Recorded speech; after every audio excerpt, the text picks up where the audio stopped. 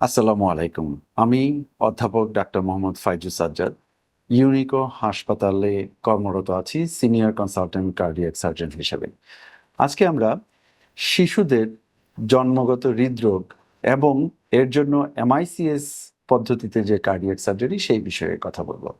শিশুদের কিছু কমন জন্মগত হৃদরোগ হয়ে থাকে, এর মধ্যে রয়েছে এএসডি, ভিএসডি, পিডিএ এবং আরও অন্যান্য হৃদরোগ থাকে। তো বেশিরভাগ ক্ষেত্রে এই সমস্ত রোগের জন্য যখন অপারেশনের প্রয়োজন হয় তখন তা আমরা সাধারণত ওপেন সার্জারিতে এতদিন করে এসেছি। আধুনিক এমআইসিএস অথবা মিনিমালি ইনভেসিভ হার্ট সার্জারি এই পদ্ধতিতে বুক না কেটে বুকের একপাশে ছোট ছিদ্র করে ক্যামেরার মাধ্যমে এই অপারেশন এখন সফলভাবে করা সম্ভব। ইউনিকো হাসপাতালে আমরা এই সমস্ত অত্যাধুনিক প্রযুক্তি সংযোজন করেছি। ধন্যবাদ।